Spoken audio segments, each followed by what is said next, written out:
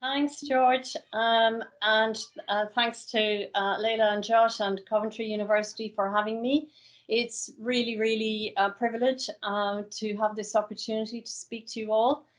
And yeah, as George says, I'm going to do a little bit about the context, the current context, and then I will go into speaking about my own experiences, but really focused on the projects and the novel aspects of those projects over the years since the early 80s. And then finishing on examples from Troca, whom I work for now, and who gave me the wonderful opportunity of helping them devise their agricultural approach and focus it towards agroecology. So without more ado, a little bit about the context, the current context, and I think it's a really exciting time. It's an opportune time for agroecology and for biodiversity protection. And this is because the momentum regarding agroecology and food systems has been rising over the past 5 years. I suppose one key point in the history of that has been the FAO seminars that started in 2014. And then more recently, the Committee on Food Security study that was commissioned and resulted in the higher level panel of experts report number 14 on agroecology and sustainable agriculture and food systems. I can't remember the exact title for that report. Concern about biodiversity losses increased with the IPBES report. I think that was 2019, around April or May. And I think globally there's more recognition between food production, biodiversity loss, and the whole climate change, greenhouse gas emissions picture. And then, of course, in 2020, COVID-19 brought out the whole issue of habitat loss and human health and human economies and the importance of biodiversity and habitat care. And yeah, and in that discourse, agroecology and the whole idea of solidarity economies and local economies and how they actually worked better in the crisis they've now come into the Build Back Better discourse, which is all very helpful. And so we got a formal recognition from the UN that our food systems are failing, and so I think that's really important as well as a context to look at. And then also in 2020 there was another Committee on Food Security report about food and nutrition, and one of the aspects of that was that agency and sustainability were recognized as two new UN dimensions of food and nutrition security.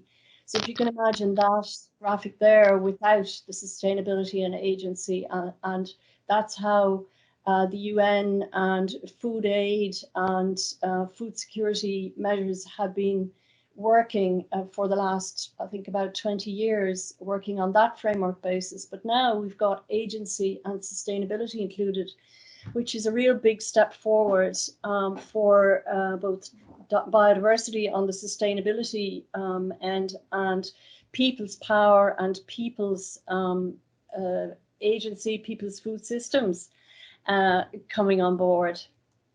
So these two slides just explain agency as the capacity of individuals or communities to define their desired food systems and nutritional outcomes, and to take action and make strategic life choices in securing them.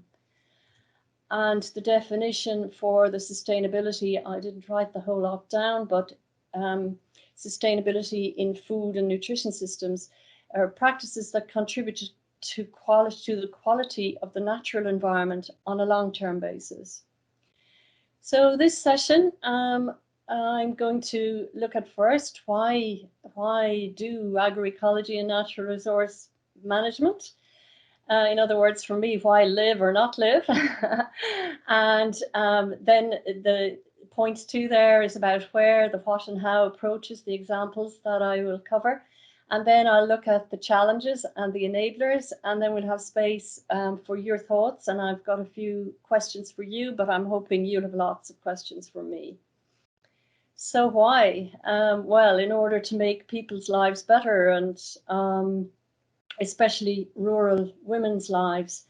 And the justification, because rural people's lives are directly dependent on natural resources, and the natural capital needs to be intact in order to be able to endure and to sustain life, human and other life. And then why women? Because women are actually the ones who feed the majority world, and ironically, they are the poorest and worst nourished in the world. And also why? Because we know that low input, self-sustaining, circular, local systems of food and agriculture are feasible. And the other reason is because the power dynamics in agriculture and food systems seriously need to change. And so when I was starting out in the 80s, I didn't have this nice little framework that FAO has put together, pulling together the biophysical as well as the social and political, cultural and governance aspects of food security and agriculture. And so that's now known as the 10 elements of agroecology. And I've just put it there to give people who perhaps have not been in the agroecology arena just to see what the main elements of it are. And so this is a list of the projects that I'm going to speak about, and that I have direct experience of and worked in. So most of them are actually in Tanzania, because that's where I spent most of my time between the 80s and the early noughties. And then Uganda, and now my current job, which is a global job. So in the Southern Highlands of Tanzania in 1983, what were we doing? We were working on horticulture and forestry nurseries, and we were doing wide-scale farmer training from a centre and outreach. So we were going to like something, I think it was over 50 villages. And the picture on the right, I'm sorry about the quality, but I took a photo of a very old photo. And this is two Tanzanian horticulturalists teaching me about grafting seedlings of mainly fruit trees. We did peaches, apples, pears, plums, whatever. And so the novel aspects were to look at sustainability of promoting fruit trees in this area, in this the district. And the idea was to have long-term mother tree orchards, which would be available as a facility to anybody who wanted to get grafting material from them, and to give them their agency to breed and continue those varieties. And the other novel aspect at the time was moving out of just thinking about woodlots, particularly just woodlots for timber, into agroforestry, into multi-purpose agroforestry. So trees on farms, but we were mainly working with fruit trees on farms. Excuse me. And then we move on to Gairo division in Kilosa district in Tanzania. And my role there was rationalization of various agriculture and natural resources projects. They ranged from things like grape growing to breeding cattle, and to other, a whole variety of different projects. But the big issue was the landscape, and I hope you can see with this other bad quality photo of a photo that the landscape has very, very few trees in this place, this village of Rubeho. That place had, it was completely covered in Miombo woodland about 10 years before that. And the people used to tell me, you know, about the elephants that used to come into this village. So we rationalized into working on the retreeing of this landscape. And novel again, but to this area, but similar to what we were doing in the previous project I mentioned, was to, we were working with woodlots, and there were government woodlots, and we were realizing that those species were not good for working compatibly with growing food. Things like eucalyptus and pines, pine trees, and so we focus more on things like neem and cassia and other appropriate fruit tree species, so that we were doing agroforestry. And agroforestry was a fairly new term at this stage globally. And then we move on to Kilosa district, also in Tanzania, where it was a district rural development program where Irish Aid, whom I worked with, were basically supporting more or less all sectors in the district, and making huge impact on all the different sectors. But my role there was as a community facilitation or community participation officer or advisor, I can't remember the title, but basically it was to support the community co-management of their own projects. You know, that if they decided they wanted to do something on, say, roads infrastructure or water or rangeland management or whatever, that there would be an agreement with them, and then that we would help them to raise their capacity and provide their capital supports to them as well. The novel aspects were participatory rural appraisal. That was sort of coming to Africa, to Tanzania at the time, and you see there on the right the book from Robert Chambers, Whose Reality Counts. And so I was learning how to do participatory rural appraisal, and had a session from Robert Chambers. We had one in Tanzania, supported by Irish Aid. But I also got other training and brought a trainer in. And so this really helped to increase engagement in design and planning and in our own learning of what really was going on in rural areas, learning from the people. Because the whole PRA idea was that you spent time on the ground and you immersed, you slept in villages and you did a bit of the work when you were out there, and that all helped to engage more deeply and of course get more information, learn more, and to be able to respond in a more relevant way. So the photo is of a signing of an agreement. I don't remember what the agreement was, but it would have been one of these co-management agreements with the Maasai community in a village called Twatwa in Kilosa district. And another novel aspect of that whole program was the cross-sectoral collaboration at district level. As we see in all our different countries, we get sort of, we've institutional structures and they tend to keep sectors apart. So, you know, foresters would never meet up with health workers or the public works department or whatever, but this crossed all boundaries. So issues like, say, road building, you might think, oh, that's an engineering job, but actually we were able to have an environmental impact on the way the roads were built back then. And so, you know, this was also at a time when environmental impact assessments weren't necessarily being imposed and requested.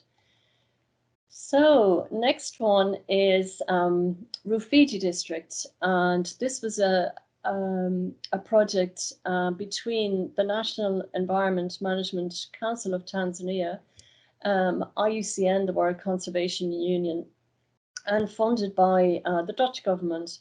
And it was on the lower river floodplain and delta of the Rufiji River, which is the biggest river in East Africa, and the most wonderful place for biodiversity and human interaction with their flooding environment. Absolutely fascinating.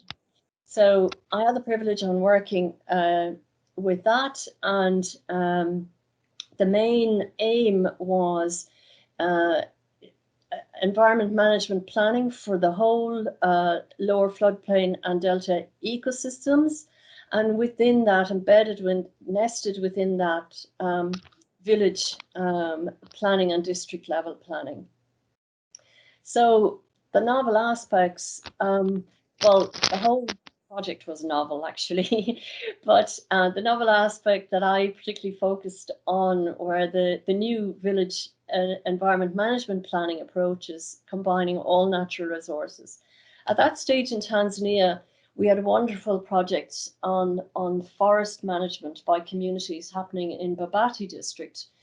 And there was a woman called Liz Alden Wiley working on the whole legislative tools that could provide the mandate for communities to manage forests. And also there was a wonderful district forester whose name slips my mind, who they were the people who first got forests gazetted, which is the formal registration moniker for making them recognized as actually under community control. So when we were faced with the whole ecosystem of mangroves, floodplains, the rich rice fields, we had some upland forests as well with very high biodiversity. For the people, the issues were the fisheries, the wildlife, the growing the food, and the use of the forests for various things, medicines, timber for building, for sale. And so we couldn't just work with the forests alone. So basically we devised a holistic village environment management planning process, which would incorporate all of the natural resources and all of the users and the users' needs. And the other novel aspect of this, from a biodiversity conservation organization perspective, was that they wanted to give equal attention to people's livelihoods, that it wasn't just about biodiversity conservation. So that slide of the little leaflet just summarizes the achievements in the first 2 years. And I don't know whether you can actually read it, but it crosses the two things of learning about the flora and fauna, while at the same time studying the logging patterns, logging of timber, extraction without a good plan, and illegal extraction. All of that was going on in the area. Mixing those studies of the biophysical and the natural resources with the socioeconomic studies, and with working at the higher, we were also working at the higher kind of governance levels at district and national. And how are we doing on time, George, please? Excuse me. You're doing okay, Rose. You are a little bit less than halfway through. And we're on about 15 minutes since I started? You're on about 20 minutes since you started. 20 minutes. Yeah. Thank you very much. Okay. Okay. So in the next role and the next activity was with a project which was instigated at global level called the UN Poverty and Environment Initiative, and some of the audience may have heard about it, but basically it was recognized at global level that not enough money was being spent on environment in order to reduce poverty, and that the two are very deeply interlinked, and that action needed to be taken on it. So Uganda was one of the countries which decided to adopt this project, and we were working at the national level mainly, influencing people like the budget commissioner and the finance ministry, the agriculture ministry, and the whole planning department of the national planning department. And the whole idea was to try to get more attention and more funding for environment in areas that were linked directly to poverty reduction, like looking at fuel wood poverty and why was that happening. And if there was more investment in taking care of the environment, women would have their labor reduced, but also households would have easier access to fuel.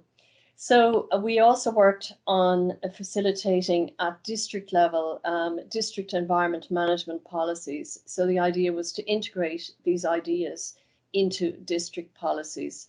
And we were host to a Millennium Environment assessment of the Lake Choga wetland. So now to my present role, and it's global, and it's with about 10 African countries and 4 Central American countries. I say about 10 because we have long-term programs and countries where we've established offices, and then we get pulled in and out of crisis situations. So I also advise on those humanitarian situations, particularly in the protracted crisis and the long-term recovery programs. So what is it all about? So it's multiple sustainable agriculture, natural resource management, and livelihood implementation projects with an advocacy aspect to them, and that's globally. I already mentioned that I had been involved in helping TROCRA to get their strategic approach to agriculture defined and revised, and so one of the novel aspects of this work by TROCRA is that agroecology is a central approach in our strategic plan, our current strategic plan, and it's going to be in there going forward for the next 5 years as well. So when I started to work with TROCRA, I realized that the targeting was very much targeting the poorest households in the most marginalized areas, ecologically, agroecologically, generally where the rainfall was low and the land was poor and people were most remote. But the focus was mainly on households and farms, and there wasn't enough focus on the wider aspects that were influencing the farms. Because if you think of a farmer in a village in East Africa, we go again, or in Central America, they're not just using their own land and what's on it. They're using communal resources like the water, the river, or they're using their fuel wood is coming from maybe a communal forest, or their fruits or medicines are also perhaps coming from communal and wild resources. So in order to protect all those resources around the farm and the farmer, the poor farmer, it was vital to move to community and to ecosystem and landscape levels. So that's what we're doing, and we support communities to make community-based management of their resources, and to think about the way they're using the river, and are they cultivating right up beside it, and have they an awareness about the upstream, downstream effects and all of that.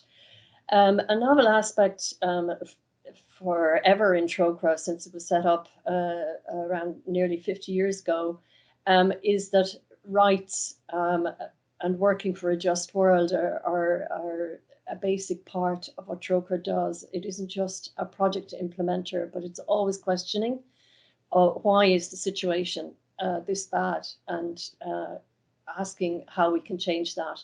So that underpins everything we do about food and agriculture and natural resources management as well.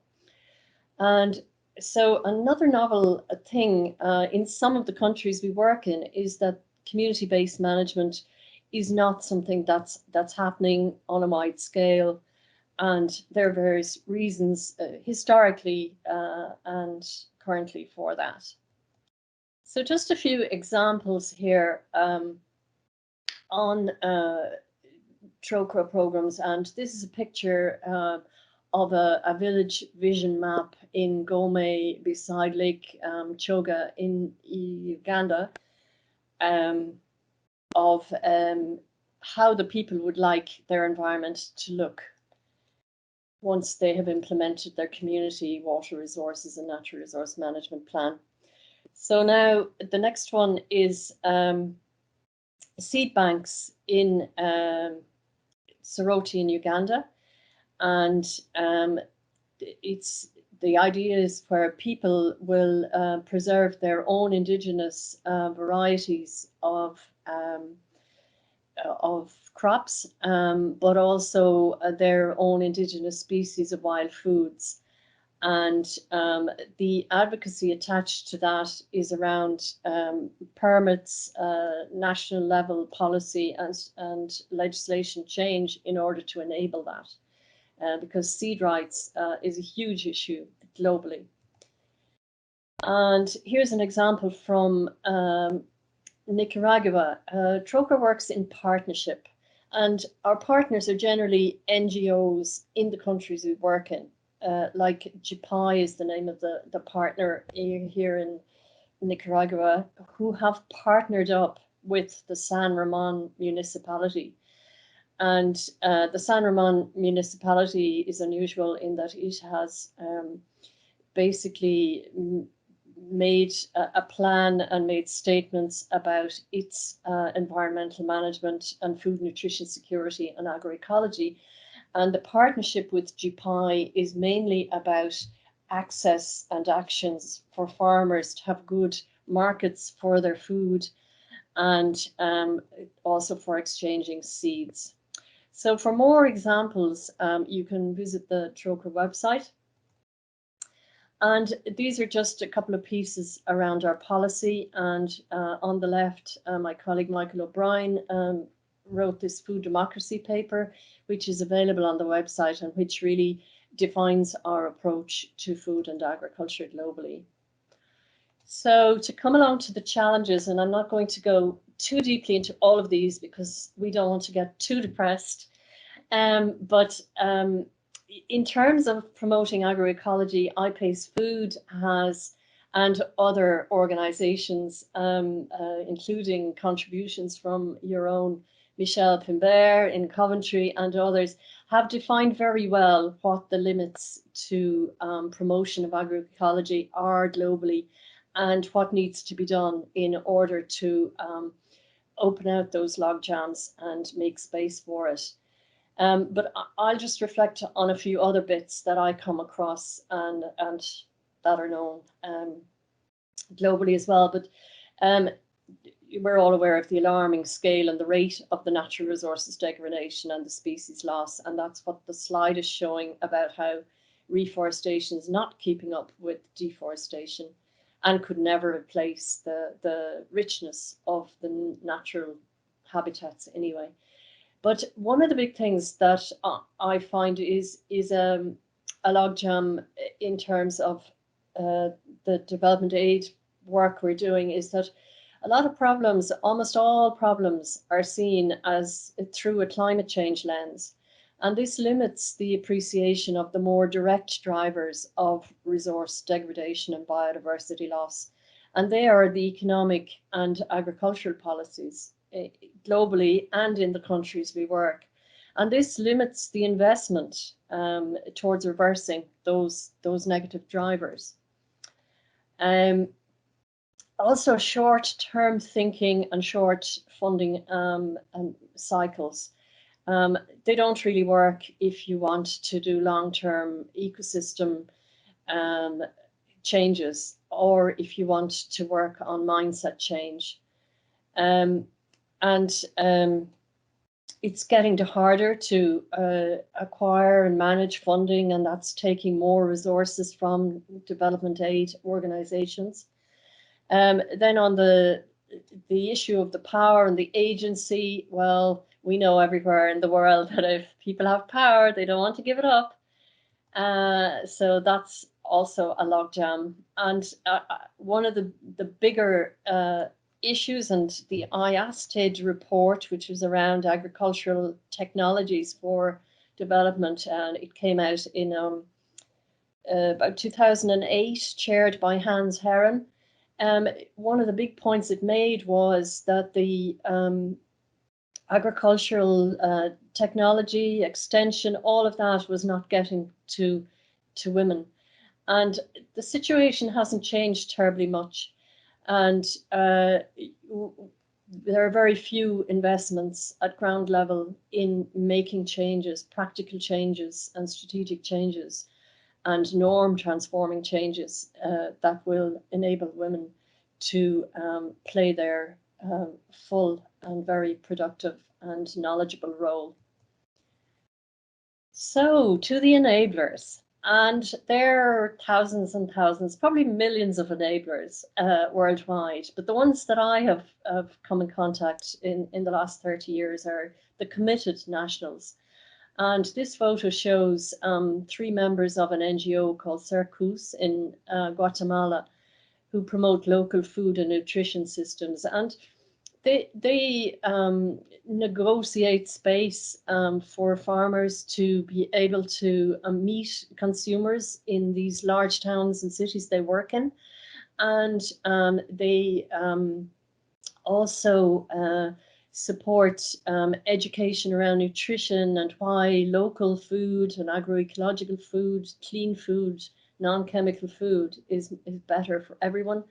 And support respect for farmers and their knowledge, and therefore respect for local demand for an enthusiasm for a local demand for food. So they're my heroes. And the farmers themselves, of course, their energy, their knowledge, their enthusiasm to try new things and to change, that is a huge enabler and a huge inspiration.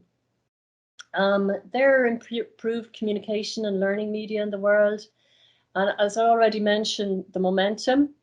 I was grumbling about funding in the challenge department or the disabler department, but there's some more happening there, and happily Coventry University are in a partnership with CIDSE, of which TROCRA is a member, to research better funding and how to get funding to the ground for agroecology.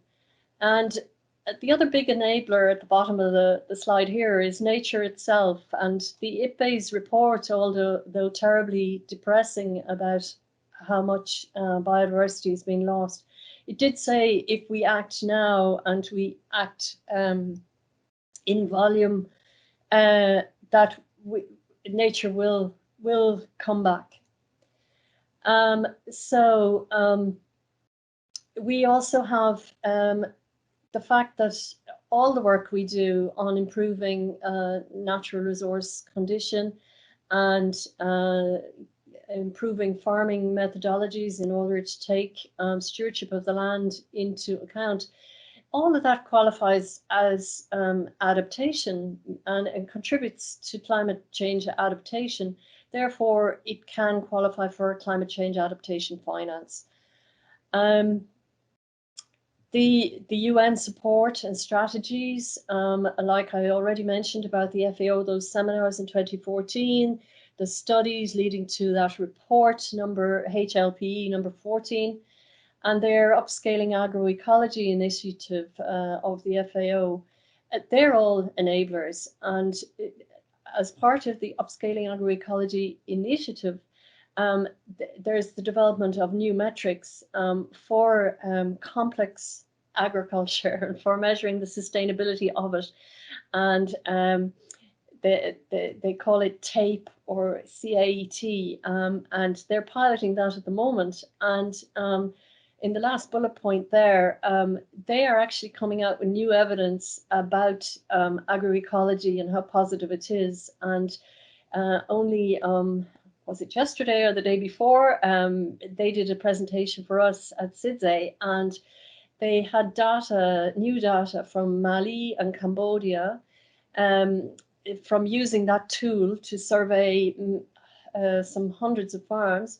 They had data that agroecological adopters are doing better on production, on women's diets, on cost savings of inputs, and on attractiveness of farming for youth. It's all good news there that we have to enable us to go forward and promote what we do. The other enablers are us, all of us. Every one of us has agency and can do something to improve food and nutrition security, while at the same time stewarding our natural resources and biodiversity. And so, thank you.